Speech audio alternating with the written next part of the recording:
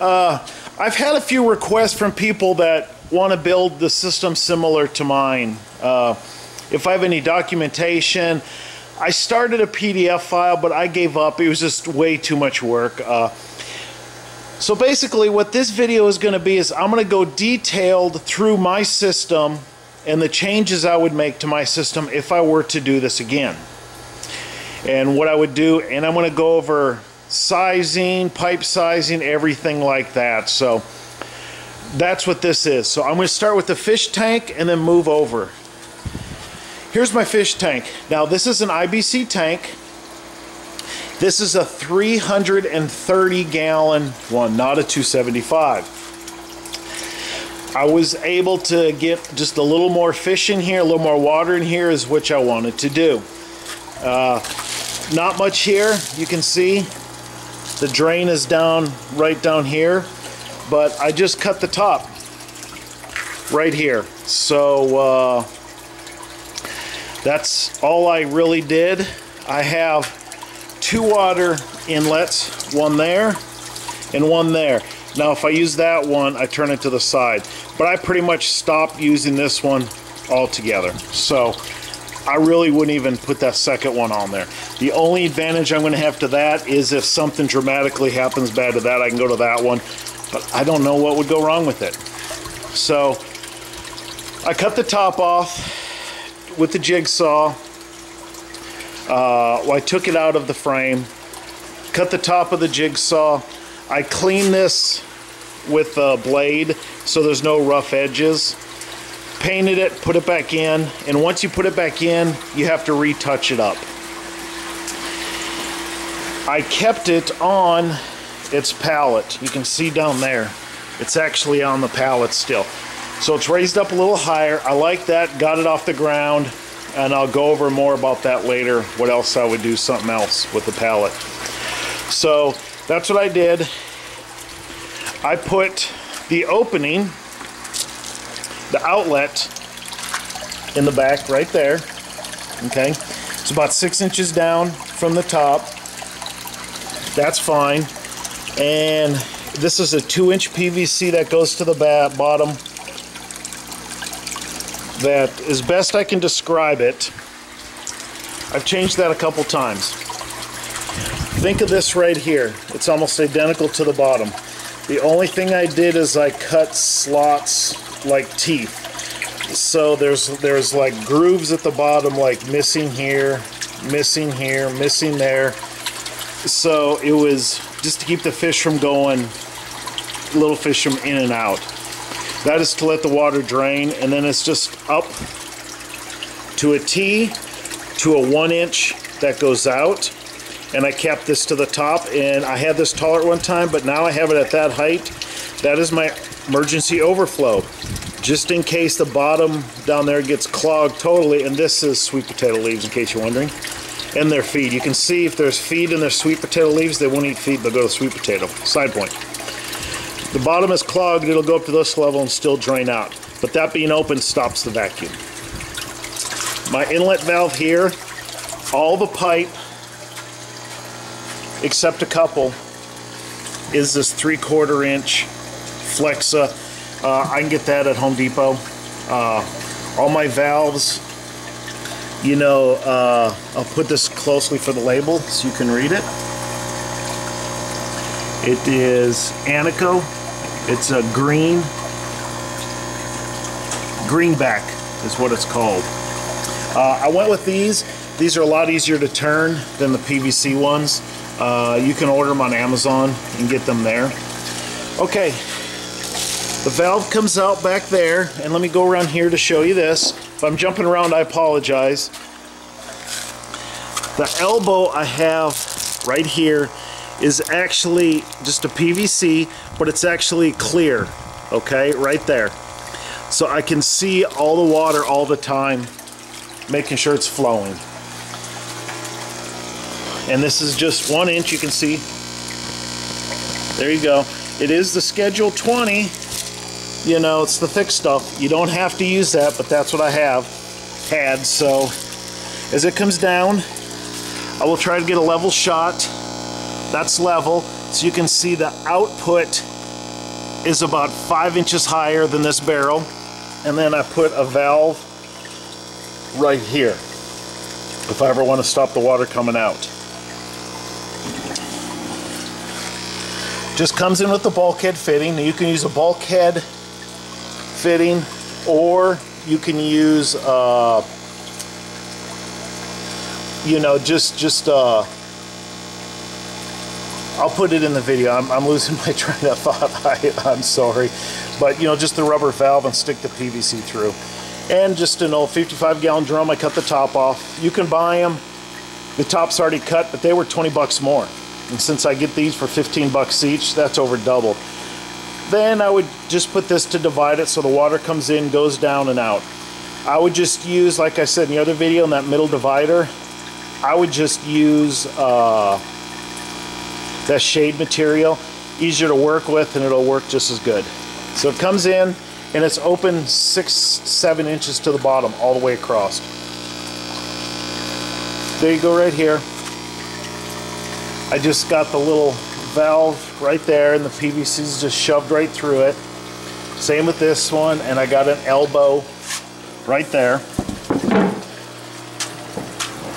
And it comes in here, goes all the way to the bottom, about an inch to the bottom, and then it comes up and go right here, and you can see right here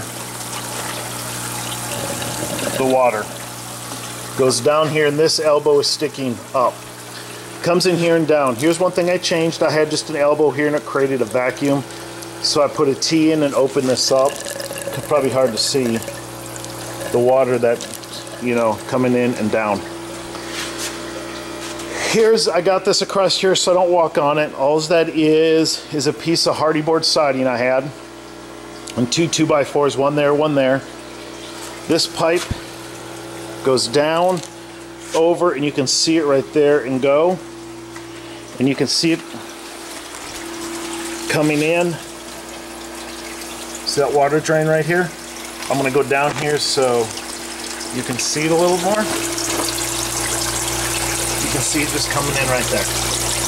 I just got a 45 degree and a few inch PVC on the end. That's all it is right there. My air is right here, and it came with an 8 splitter, and I'm using 4. So I got 4 of them, you can see, just cut with the cap on the end. Otherwise you're going to lose your pressure. I got 2 going to here and here, one there and one down there.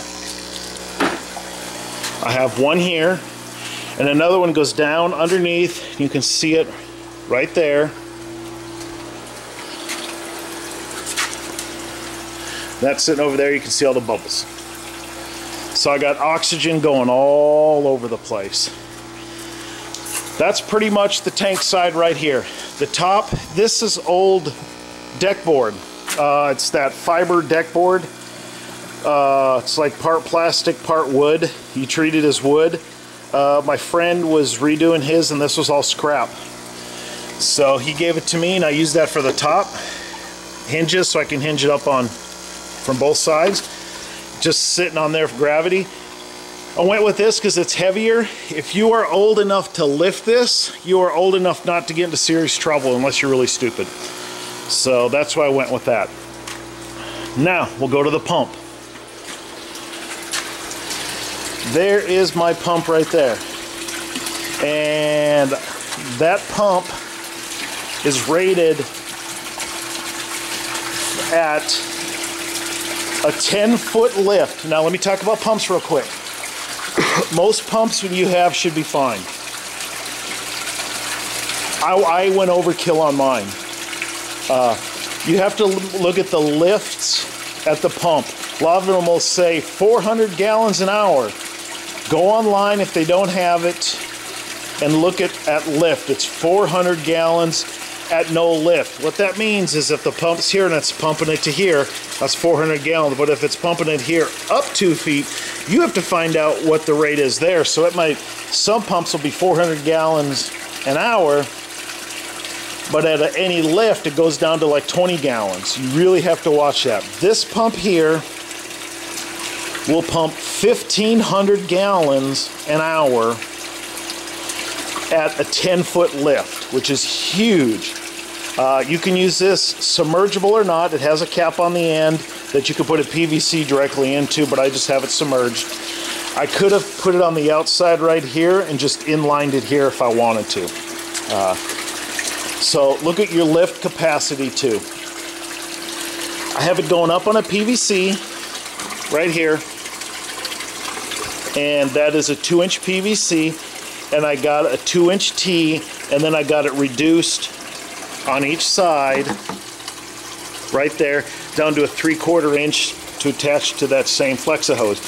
I did that so when it comes up to the top, it has a lot of pressure right here. Now that's all glued. Everything here is glued. It's not glued to the pump, it's just screwed in tight. I did that so there's a lot of pressure, so when it comes out, so I have really good pressure, I don't have to go. This T here comes around. You can see it coming here, and the T's right here. The T that goes down goes back here to the tank, and let's go over that. It comes up right here. You see it right here. It tees up to go to that left side opening, that main one that's always on. I got a valve here. I did not put a valve here. If you turn off here, it would turn everything off. Okay? Then I have it T going that way, and there's another valve here. That valve controls that side. So let me turn that on a little bit just so you can see. As I turn that on, you can see the water coming out. See that over there? I'll turn that off. That goes there. Now, I also have this other one coming up here, which ends up right here. That's controlled right there. What I had that for was I was going to have a seedlings case up here where I could have it automatically water on my seedlings. I ditched that because there just wasn't a lot of room up here, and I'm constantly open both sides, so it just wasn't effective. Now I can use that if I ever have a seedling starting over here sometime, or down here. So that's what that is there. Okay, now let's go back to the other T. And the other side from that T comes this way, comes right here, has a T. This one comes around, goes into the grow bed here with the valve right there. Now, I have all these going down. I should have a little more so it's completely covered like that. So I'm going to get some more of this. I got more bags of this I need to put in here. And here's the valve to operate that one. The other T comes off here, and I have another T right there, okay? This part of the T that goes straight ahead comes up for the inlet for this bed, and here's the valve for that. And the other one comes up and down and around. Right here's a valve, and it hides along here to go to the inlet right here for the water beds. Water comes in the water bed, go to floating beds, and I have an inch pipe, and the water flows from here to here, from this bed to this bed, and that's a third one for an emergency. I had that one first. I didn't like it, so I put the two lower.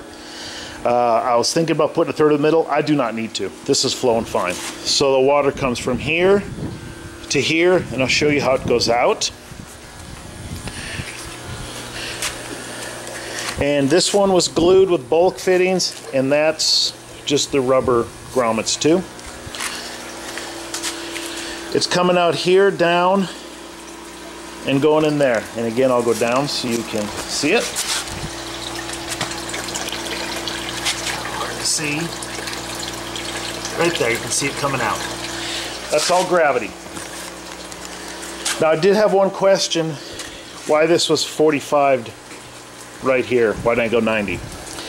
because I didn't have any more 1-inch 90s, but I had two 45s. Cleaner look would have been for me to 90 it here, hide it all the way behind this, and just come out. What I would do differently here is have it come out here, just take the PVC all the way over to right here and have this the inlet for this bed. So I'm going from here to this bed back to the sump. And I have the bell siphons in here. You can look at how I made them. The bell siphons with the little brake valve on top, I like those a lot more. So when I redo these, I'm putting the brake on all of them, that they work tremendously better. Now, what I would do differently over here is, if this was on dirt, I'd have it the same, except I would make that sump a half to 3/4 of a full IBC tank. Just a big IBC tank buried all the way in the ground. Now the burying would help with the heat and cool, but my main focus of that would be having the sump bigger, so you're not having to fill it all the time and having to worry about the evaporations and all that. If you have a large sump water reservoir, you're good to go. You can go out of town and you really don't have to worry about it. Have somebody come by, feed your fish twice a day, just make sure everything's working. Now, I would have a second pump on hand, exactly the same make and model. If anything happens to this, all I do is unconnect, connect, and good to go. I did have a pump go out, still under warranty, swapped it out, no issues. So, but if it's on concrete like this, what I would do is I would raise everything up. I would put one of these sideways on the ground and one of these on top. So the bottom of would actually be here. So everything would be about 8 inches higher. Well, in turn, my sump would be all the way up to, is right there right now, would be all the way up there. I could double the size of my sump and I would just be happier. Yes, everything would be a little higher, but everything would just be a lot better with the sump, not having to worry about it, not having to work with it. Okay, I do have these covers here to keep sun off. All I did was put a piece of that string tape just to strengthen it, put a hole punch through, and zip tied it. And I can take this off real easy. So that's basically my system in somewhat detail on how I built it. And I know I'll get a question or two. We had to pick a couple sweet potatoes that were going above the ground and we're having some critters starting to nibble on them. So we cure our sweet potatoes by putting them in tubs because it keeps them humid and keeps them warm. And if you do that, they'll last months. Our last batch lasted about 5 or 6 months after we picked them. We used the last of the sweet potatoes and they were still perfectly good. They were still rock hard. So in case I get a question on that. Another thing I would do, excuse me, is how I have, like on here you have 4 on each corner. I would just go with 6, 1, 2, 1, 2, 3, 4, 5, 6 under each bed. It would stop all of this waving you get there because it settles in the middle. Unless the bottom's 100% supported, you get some waving. So definitely use more cinder blocks than you think you're going to need. Now, if I had that length here and raised it up, the pallet here I would keep underneath here too. It would stop some of the heat transfer. I would lose some space, but especially if it's in the ground, yeah, keep that on. If you're really hurting for space, don't add it, but put a barrier down. Just grab some of this and put it down underneath, or get a really old blanket or quilt that's just trashed, or go to the dollar store and get one of those cheap blankets, fold it up, put it underneath, just to stop some of the heat transfer if you can. Or it'd just be easy as getting some 1x2s and putting some 1x2s slid across, probably about 8, 9 of them all the way across, just to let air go back and forth underneath.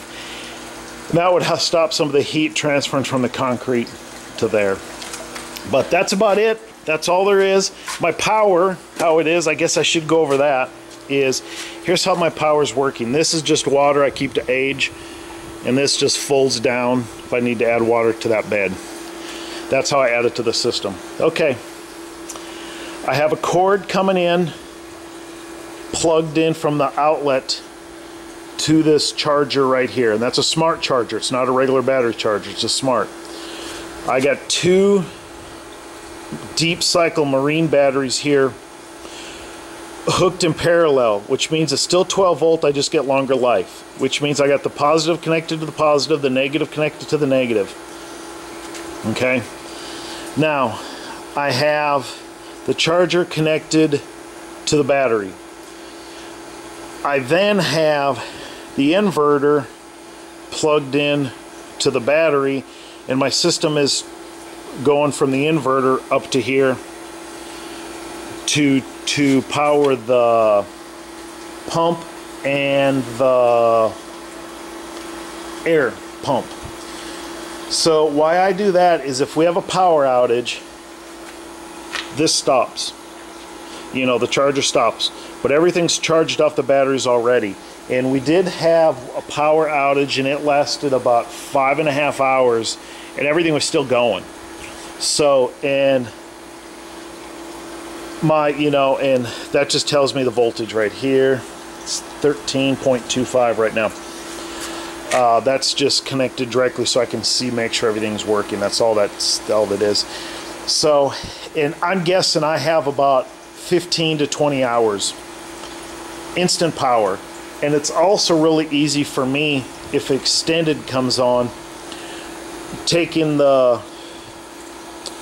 it's being charged right here to the battery, I can take those, put them out the window, and hook them up to my tractor or my car, and just keep it going if I had to for an extended period of time. As I live in the country, where I'm at, if somebody down the street sneezes wrong, power's out. So yeah, so that's one good thing if you live in a city, is you got redundant power sources coming in from your grid. We have one, so when that's down, it's down. So that's how the power goes, and I just have an extension going up here, down and over and down. So I do have it covered here. Let me come back so you can see that. And it's kind of hard with that center pipe. That's to keep the sun off the fish tank, to help keep it cool, and that really helped. One thing I would add, I might not have to, is some shade cloth up here above the broccoli and cabbage, but it's actually been not too bad down here in Texas, so it's not that. Another change I would do, my bell siphons, I wanted to put them to the side of the bed as much as possible. Does not matter. It's easier if you move them to the center more. Put them 1/3 in at least from all sides. Wherever you have it, it'll just be better and sit better on the bed. So have it at least 1/3 in. It's not going to be in the way of whatever you grow, wherever it's at. So yeah, you'll be better. Your water inlets can go anywhere, but try to have your inlet water to the opposite side of your outlet. So I'm in there, out there, I'm in here, out there, I'm in there, out there. It just causes the water to flow, so you don't have, like if my drain was there, it flows here and you could have some stagnant stuff sitting on that side that's out. It could happen, so just watch that. So again, this is just an overview. I had a few questions. People wanted me excuse me, to find out how he did it. Now, this PVC on the ground, it's 1 inch. I did glue that. Just since we're walking, kicking, banging, I didn't want it to come undone and it draining out all day long. Because it could, because as it's being pumped to here, it's getting pumped out. As fast as it comes in, it goes out. Well, it'll just keep pumping and go to nowhere. So that is glued underneath here.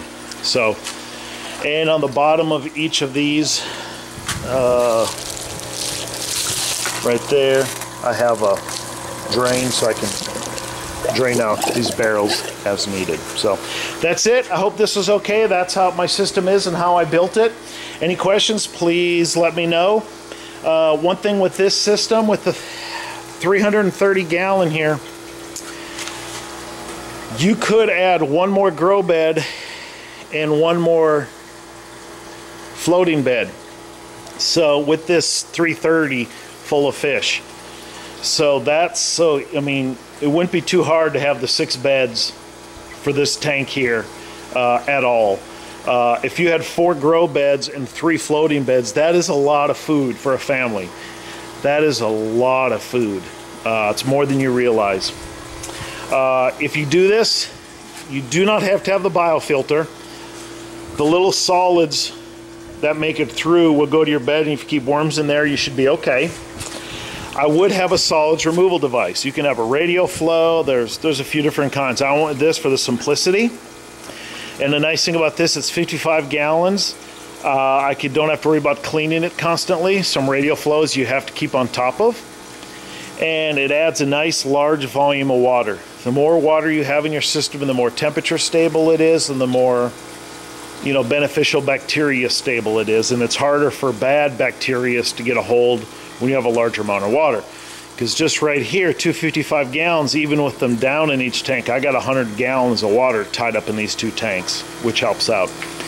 I would have some kind of solids removal device from the fish tank before it goes to the bed. I would do that.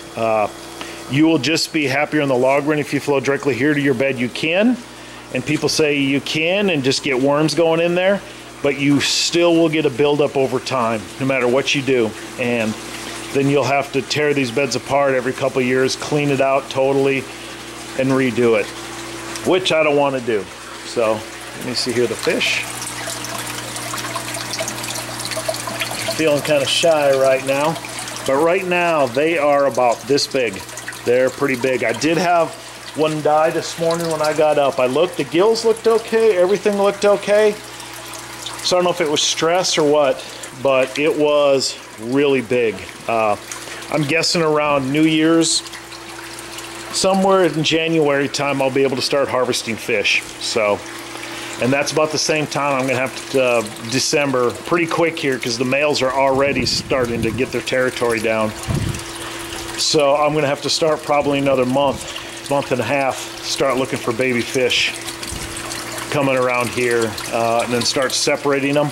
Then I'll have to decide what I want to do with that and how I want to do that. So that's it. I hope this was helpful. Any questions, please let me know. You don't have to paint your tanks. It helps keep some of the algae out. If you want to put this stuff around your tanks, it'd probably be easier in the long run instead of painting them and everything, and it's just as easy. So that's it. I hope everybody has a great day. Questions, leave them below. Thank you everybody for subscribing. Thank you for all the questions, and thanks for all the thumbs up I get. So everybody have a great day.